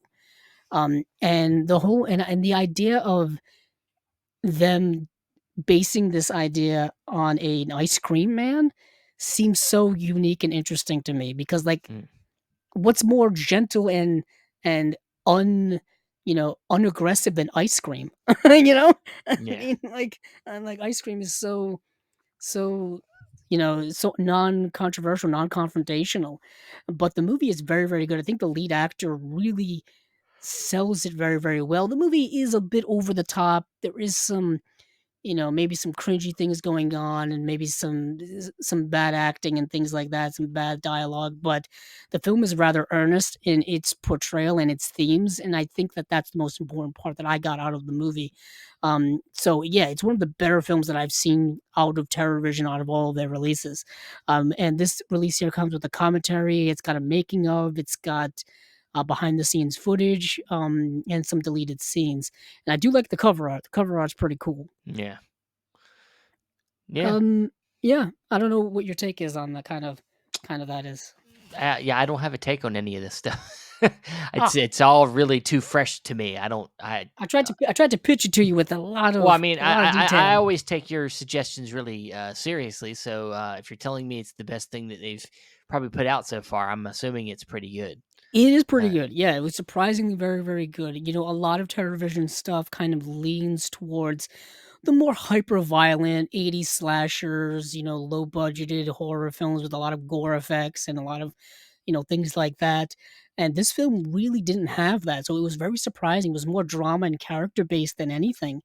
There was some, grossness in it and stuff like that and whatnot, but I rather liked its introspective character study. Something that is rather different, but also not bad of a film, is this movie called Malum from 2023, starring Jessica Sula as a character named Jessica Lauren, who is a rookie cop assigned to the last shift in a decommissioned police station where a notorious cult met its demise years prior.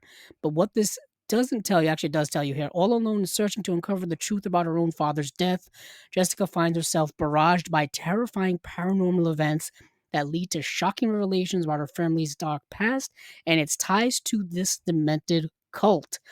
What the film doesn't tell you is that her father kind of went crazy and started murdering other police officers, and that's how the movie opens. I'll just leave with that. I won't say anything else. mm, And it's all about her trying to deal with those past trauma events in her life and trying to figure out what's going on. But there may be some supernatural, paranormal things going on as well that she's got to deal with. The film gets very, very trippy and more dark and disturbing as the movie goes on. Some truly horrific imagery in the film and some jump scares and stuff because it's literally just her completely alone in this dilapidated, decommissioned police station, and weird stuff is going bump in the night in it. You got long hallway shots of like dimly lighted hallways with like lights flickering and things like that. So it's rather creepy, rather mm. creepy. I'm not a big fan of the ending, so that's kind of why I didn't rate it too high. But it's got the usual cultish things going on in it as well. I don't know what it is about a lot of. I didn't realize there was such a large horror subgenre of movies based on cults all the way up to this Yeah, day. dude, yeah, people have been, exploiting that genre, I think, for a while, and it's I Yeah, probably boomed in in the, wake of, like, uh, Manson Manson and and things and like then of yeah, course a lot of the cults in the 80s and 90s that popped up and all that kind of stuff. yeah. But yeah, that's Malum. So Alright. yeah, so those were the releases that they announced. They announced a couple of other goodies things too, like certain like Malum. They're going to put it out on VHS as well. They're putting out some vinyls as well. For they're putting out a vinyl for the Time Bandits, George Romero's Night Riders, the Battery original score, and was that Wyvern Hill score LP. Um, and but they also announced some other movies that they're putting out too that are like future releases that they didn't announce during that because they don't have any kind of official pre-orders or things like that lately. Like for example, um, he says here he's back from the dead with a message from hell, Rocktober Blood. What a title of a film. Yeah. Uh, Shadows Run Black. Pray he kills you before you scream. Shadows Run Black. Coming soon. Um, and I think there's another one here, Children of Violent Rome, Tiger Joe, and Tornado are all three films. America's Deadliest Home Video. Interesting titles. What else do we have here? Um, I think they're releasing the movie Door this year as well. Maybe is that the same movie we just talked about? I was Maybe. gonna say, that was Sounds a little from the similar. other yeah. It's Wood Door Chip and Door 2, yeah. Yeah, Mm. Wood Chipper Massacre is another one they're putting out, which sounds right up TerrorVision's alley. Hell's Highway is another one. The Devil's Sword, which sounds really cool. Um, or is it also titled Lord of Crocodiles? That's what I'm seeing here. Either way, those are there's giant crocodiles holding swords, Stephen, on That's the cover of this. that's I'm on Brad Henderson's Twitter page for every anyone child's wanting to. dream. Yeah. Yeah. Next group is Hollowgate, Mayhem, Newly Deads, Fresh Kill, and then Black Cobra 1 and Black Cobra 2. Nail Gun Massacre. I wonder what that's about. Is getting, I think it says, yeah, new 4K scan. And then the movie called Slashers with 2 different cuts. Gator Bait, and then Gator Bait 2 Cajun Justice. Damn. Cajun justice. Amazing. And I think that's it for upcoming. Yep, because now it just goes into what we just talked about. So Mm. that's everything from Terror Vision. It's a big Terror Vision week this week with a bunch of stuff coming for the next 13 weeks in a row leading up to Halloween. All right. Well, let's Now for the roll. grand finale. God damn it. Let's roll through all this shit. Oh, Steven, It's you so can't be much. doing There's that. so much damn Um, releases. I yes, you do want to say that, but some are worth mentioning No, more some than of them others. these are pretty good. Yeah, so we've got 4 Vinegar Syndrome proper titles. What are those, Steven? Well, I can tell you the one I'm excited about is Okay. Killer Condom. I can tell you as somebody who's seen the movie. Yes, I have i- too. Yeah. Oh, you've seen it too. I Okay, so saw we're it, but both on the same wavelength. I did a commentary on this movie. Do you know N- why? Not a Because good one, but this movie was distributed by Troma back in the trauma. day. Yes. Yeah, I used to do what we call traumataries with a friend. We did a few of these, and we did this film What a along movie! with a few other ones. I can tell you, I was very surprised by what this movie actually is versus what I thought it was. Yeah, This movie's like a neo this movie's a neo-noir. it is. It came out in 1996, it's a neo-noir. The movie runs nearly 2 hours long, and when I saw that, I was like, "That seems super weird for a movie called The Killer Condom." But it is a neo-noir detective story complete with narration and murder mysteries and bad guys doing bad things, cops on beats. I mean, it's very much sincere in that fact. So yeah, what a movie. So for those of you who've never seen this movie, it takes place in New York, where I guess all great film noirs do. The scene of the crime is a place called Hotel Quickie, where the condoms Ha! that are used at this Hotel Quickie, with a lot of the clientele that are brought there, are sentient and are biting off people's penises and Cool. and killing them and essentially killing them. And there's just murders about. And then there's this detective who goes there to try to figure out what the heck is going on. And I didn't realize how pro LGBTQ this movie is and kind of anti homophobia and anti transphobia this movie is. Hugely political messages in a movie called Killer Condom. Wasn't expecting that at all. The head detective, his name is Luigi Macaroni, which sounds ridiculous, but it works for the movie. And he's just hot. He's just trying to figure out, he witnesses that this condom is real because it tries to bite him, and nobody really believes him, and he's got to prove it. And you have to uncover the origins of how these things came to be, and what's the whole mischievous things that are behind them, and all this kind of stuff. And the movie's just what a brilliant, wild concept of a film, and it's getting a 3-disc 4K UHD release from Vinegar Syndrome. Amazing, Awesome. Yeah, amazing. yeah. It's- I was wondering if some of this stuff would even ever make it somewhere else because Trauma is putting out a lot of their own stuff. Um, though I hear mixed things about their editions. Um, but Well, yeah, we already have seen. Well, I think the only one that they're putting out that we really know of right now, at least, is that whole Toxic Avenger like multi-movie set that I they're think putting they've out. already put out a few The other thing is, ones though. they put out all their stuff already on Blu-ray. Like Yeah, they yeah. put out editions of like Poultrygeist and Birdemic has gotten is Birdemic Trauma? I No, no, feel like it no, is. no, no, It's it's not? not. Okay. But they put out, like, Poltergeist, Tromeo and Juliet. They put out all that stuff on Blu-ray already. Um, this just seems to be a killer exception, I guess, getting a more deluxe release. I mean, I also can't imagine what the licensing cost rights are for a trauma film. I mean, Yeah, they all used to be on YouTube for free for, like, yeah, years. yep, yep. You know? That's why we couldn't do Tremataries anymore because they started cracking down on all that stuff.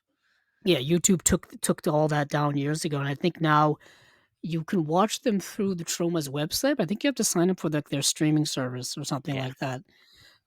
But yeah, this is getting a ton of special features. There's 2 versions of the film. There's a 118-minute director's cut, there's a 108-minute theatrical cut of the film. There's a brand new commentary with the writer and director, there's archival commentaries, there's brand new interviews. There's so much stuff on here. This is a big release from Vinegar Syndrome for Killer Condom. There's 7,000 units available, so you've got you've got plenty of copies of this available.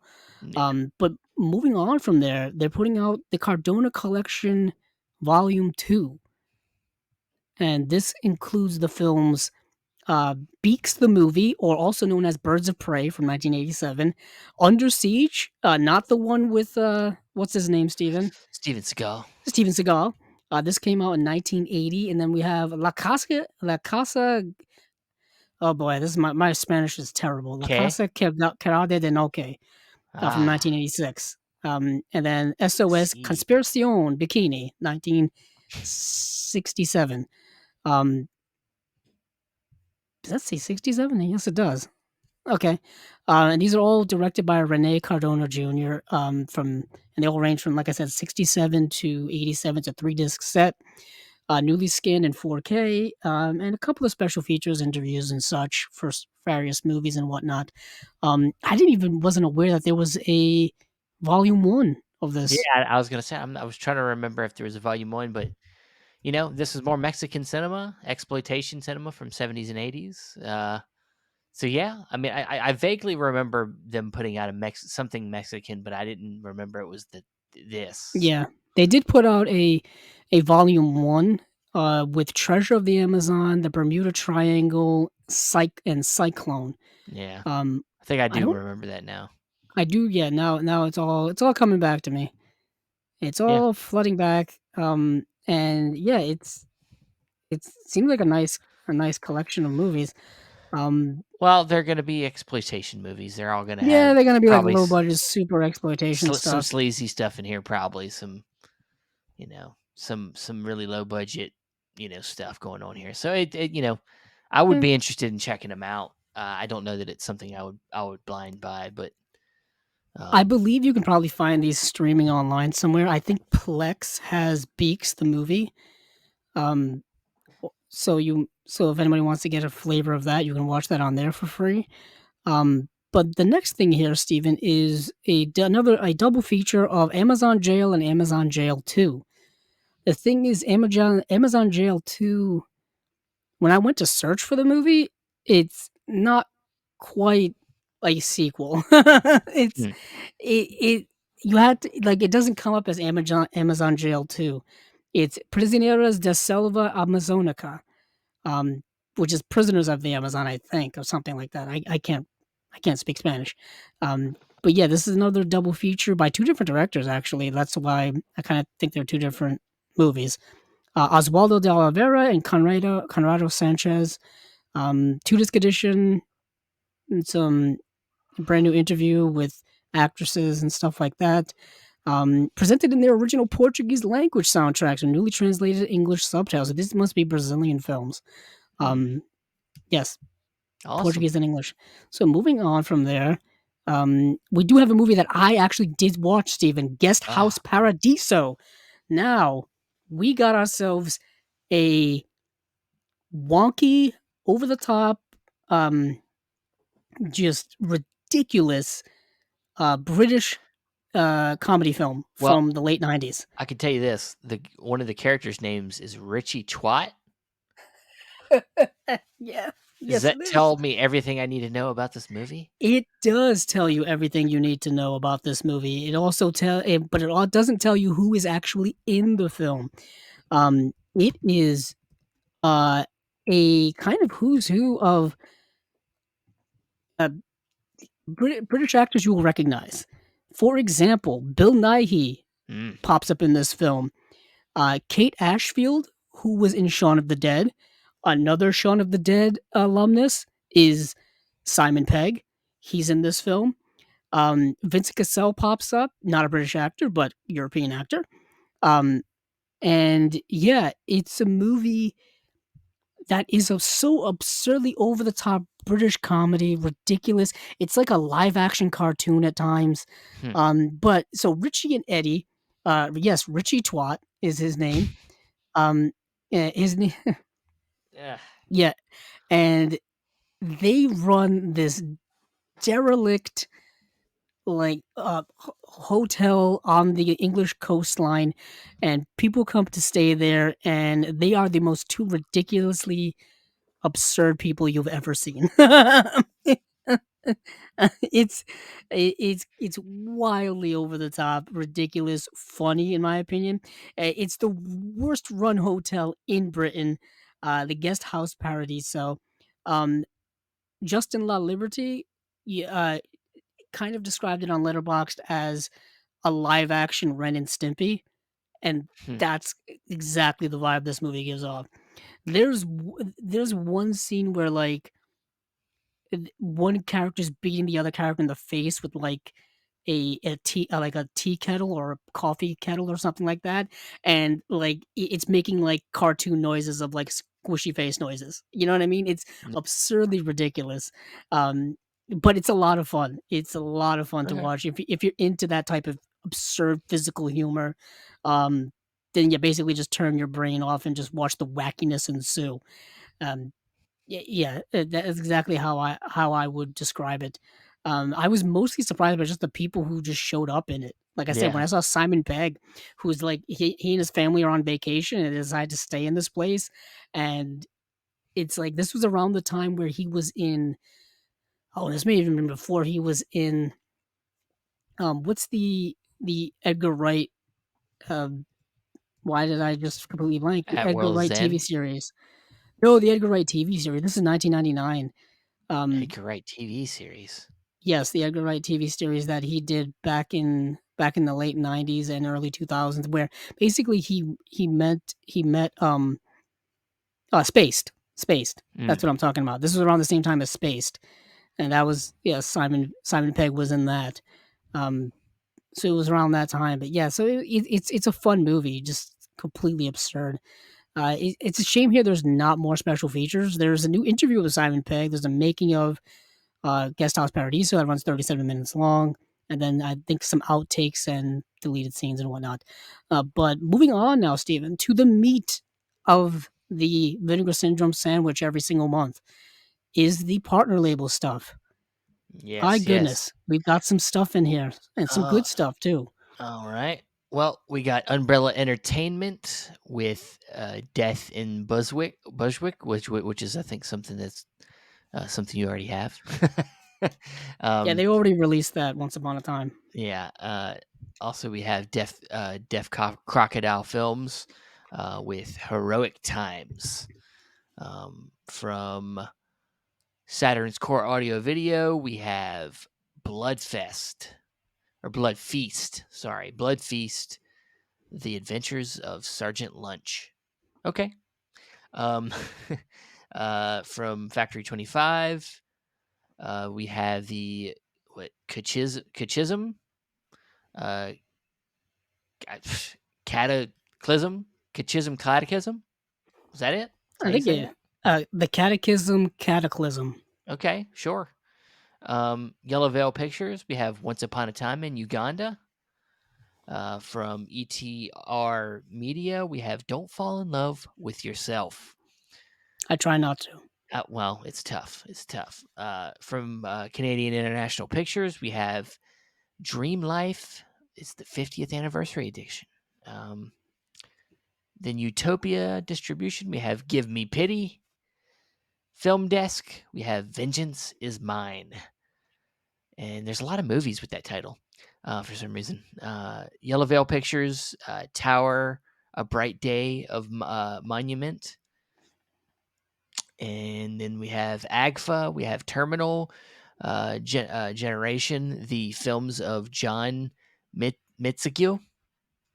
Um, and we have Altered Innocence. We have Name Above Title and Other Tales of Woe by Carlos Conciso.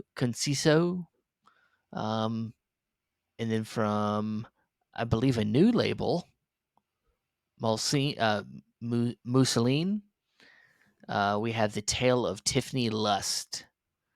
And then another new label, I believe, Label Quality X, Getting Personal. And also from Quality X, we have Center Spread Girls. And then from Pulse Video, we have James Band. So, yeah. Yeah, You so still there? those titles so those titles that you just mentioned there towards the end, those are the ones from the new, the adult-oriented Adult. stuff, Yeah. The adult line. Yeah. Melusine and all that stuff. Um, so those are on the Melusine website, I believe, and I just completely lost hold on. Oh, there it is. I was gonna say I completely lost the, Melusine.com. If you go to Melusine.com, you get The Tale of Tiffany Luss, Getting Personal. You get a list of just, like, tons of adult stuff that they've put out, uh, currently, and recently, and you see, like, the different companies that put them out, like Quality X, Melusine, Vinegar Syndrome with their Picorama stuff, and you actually do see their Picorama here as well. So that's where you can find all of that stuff now is all over on that website, which we talked about last week, so we don't really have to go over it. But the other partner label stuff is stuff I do want to get into because there's some good movies in here. Starting off right off the bat with our old friends over at Canadian International Pictures with Dream Life. Mm. This is a really, really good film. This is also an important film. It's the first feature film directed by a woman in Quebec ever. Mireille Dansereau, um, is the name of the director, and it's a it's an interesting it's an interesting film. It's it's very it feels like a almost like a Cassavetes-esque type of film, or even like a French New Wave type of film. It's a film dealing with uh kind of just personal life stuff. I've gotta get the good description because I'm kind of beating around the stuff here. So I'm gonna go to Letterbox and see what that says. So it says 220 something women dream of the ideal man and slowly realize that reality is very different from their fantasies. So it's a film dealing with kind of the mind of women of the age and dealing with th- their open perspective of what the ideal man is really. And that sounds a little, stunted there, but it's not. You know what I mean? Because it's them kind of exploring human relationships and exploring, that idea, and also realizing that our ideal our ideals of what we expect from people usually never live up you can never live up to them. You know what I mean? There's always faults within that kind of thinking. And the film is really kind of exploring those things, but in a matter of fact type way, almost like a slice of life type way. It's a really solid film, I think, in my opinion. Doesn't run too long. It's like 95 minutes, so it's not a huge philosophical meditation on life and whatnot. It's very matter of factly, but you do get Yeah. some. I think, um, yeah, you do get an interview with the director. You get um, some reflections on some shorts. You get some three short films by the director on here as well. Um, Yeah, so this is a really nice set. Also, we know Canadian International Pictures does really, really good work. It is selling a bit fast. There's about 500 copies left. So if you want to get on that, and you're kind of a completist when it comes to their their line, then I would recommend it. Couple of other things that I got to see. I did get to see Death in Brunswick. Um, I don't. This was actually the first movie I watched just because it was late, and I was just like, it's available for me to watch, so I'll just watch it. So Death in Brunswick stars Sam Neill, who makes a return here in another film. Obviously, this one is a very different film than Possession. It actually came out 10 years later in 1991, and he plays kind of um, an old not an older guy, but somebody who is a 40-ish guy who lives with his mother, and he's just, uh, has no real, uh, direction in life, and he takes a job as a cook at this local restaurant, and he falls in love with this much, much younger woman, and they have a relationship. But what happens is one night is he he yeah, I think he accidentally kills somebody, and he and his friend have to dispose of the body, and it's all about having to, like, do that kind of craziness in an absurd way. There's a great scene with them getting rid of the body in a cemetery that is really, really funny, but absurdly funny because, like, this you shouldn't be laughing at somebody who committed murder and trying to cover up a body, but you Sure, can't yeah. help because because the situation, the way they go about it is so absurd. But it's also him having to deal with, like, um, having to cover up the murder and then blaming it on some other group and having to set things up, and then there's, Sounds like, like it's got some a little bit of a yeah, Coen Brothers. yeah, it's got that Coen Brothers-ish vibe to it, maybe a little Jean-Pierre Jeunet type of comedy to it, but you're right, it's more Coen Brothers-ish now that I think about it. I rather enjoyed the movie. I think it was a lot of fun. Similar to kind of like we were just talking about with, you know, what's that movie we just talked about with, Paradiso there, Guest House Paradiso. Guest House Paradiso remind me a lot of, like, a Jean-Pierre Jeunet film, or even like a Terry Gilliam type of film where it's just over the top wackiness is in there. Um, Now that you brought that up, but this film I actually liked a lot more, actually, to be frankly honest. I really like the cover art of this as well. You know what I mean? It's rather unique and rather cool.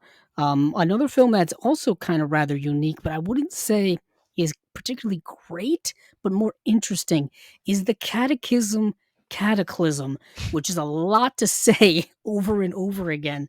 This is a film from 2011, and it is another kind of dark comedy. It's a dark comedy, runs about 82 minutes long. It stars Steve Little. Steve Little, people may know as the character He Stevie he Janowski he's the from, smaller version of me. yeah, I guess.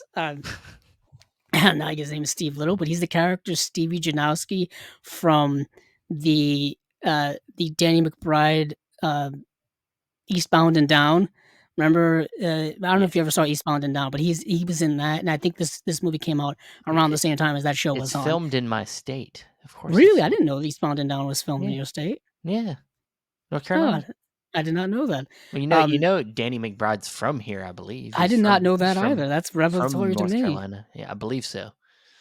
That's kinda cool. I did not So, know that. I coincidentally, David Gordon Green, I think, was a producer or executive producer on this film.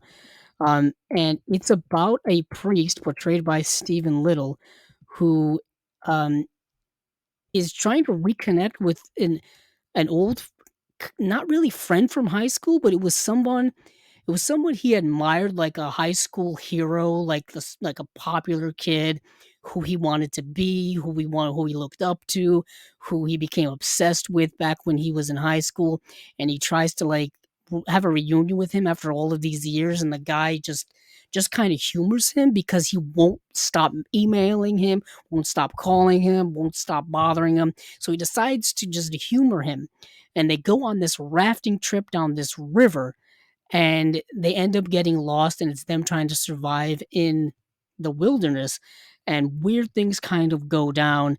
But the movie's more of a metaphor of, like, good versus evil, devil versus god, stuff like that. But I don't think the film really fleshed out any of those more deeper philosophical ideas. It kind of stunted all of those things, I really Yeah. think.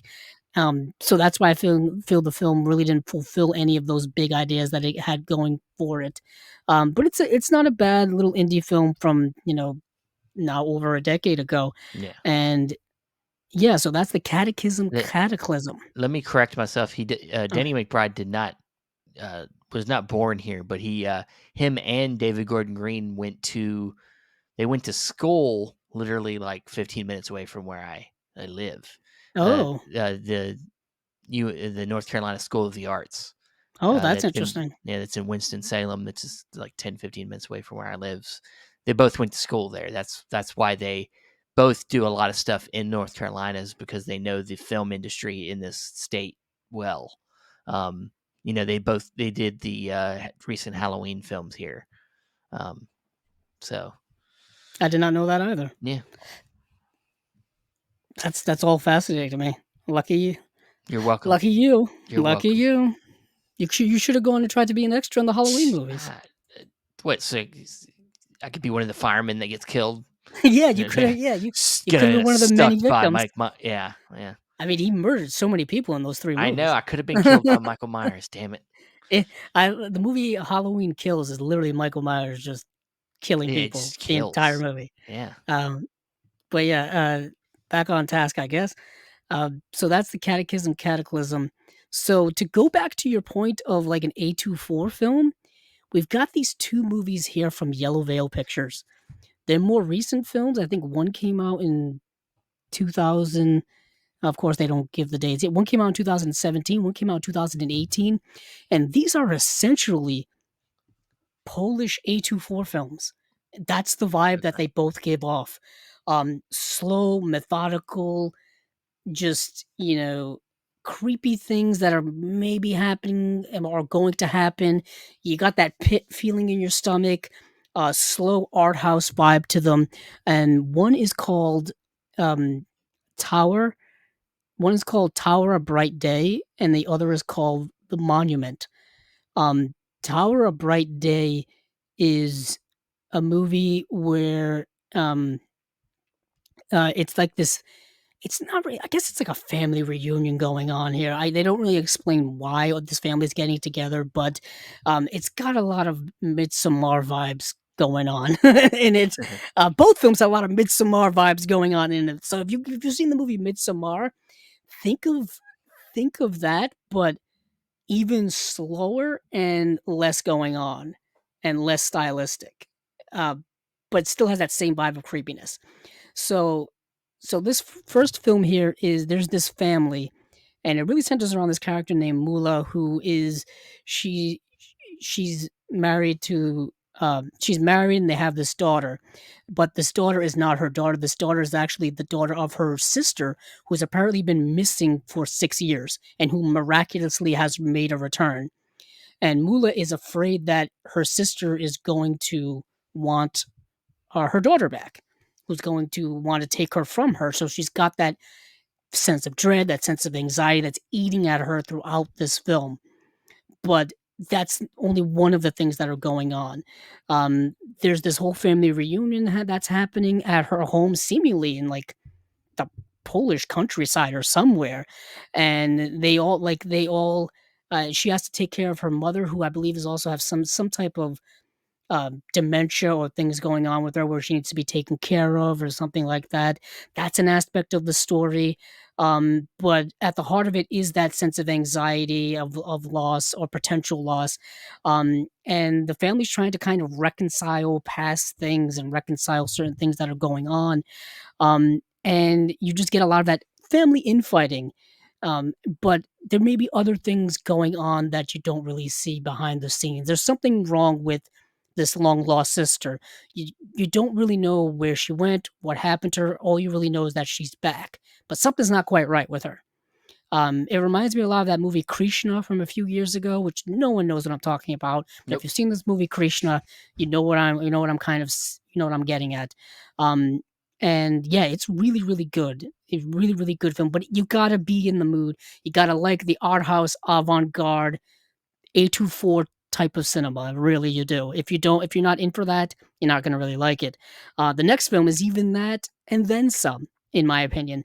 The next film, which is called Monument, is a group of hotel interns, um, basically sign up for this internship of where it's very strict, very cold, very straightforward, where they all have these tasks and they have to be and are assigned these tasks and certain responsibilities, and they have to do it, and they can't really stray from their tasks.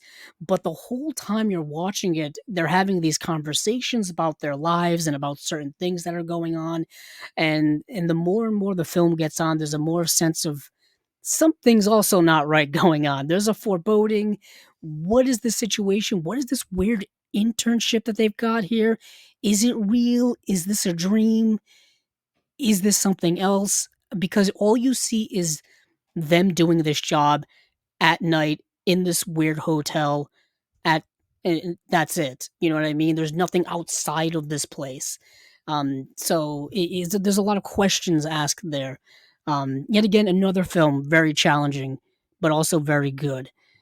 So those are these two films here. They're both directed by Jagoda Zelch, who's someone I don't know. For those of you interested here, there is an essay by Alexandra Heller Nicholas that's probably part of the booklet that's in here. It's in this release. It is a 2-disc release. Each film gets its own disc. You got behind the scenes stuff, but it's that type of art house, avant-garde stuff going on here. Um, and yeah, that's like kind of most of what I got to see here. Okay. Yeah, a lot of the other things I tried to find, but I couldn't quite locate. The Deaf Crocodile Heroic Times looked awesome. I just couldn't find it to watch. I searched high and low for it. Give Me Pity was also interesting. Once Upon a Time in Uganda is a documentary about. I remember that director that they released a collection of his works Yeah. a couple of weeks ago. Not a couple of weeks. Was it last I go think it might have around or been maybe the last go around month. before? Yeah. Basically, the guy who makes super low budget action films in Africa. Yeah. This movie is a documentary about him making one of his movies, I think making it like his first film or second film or something like that.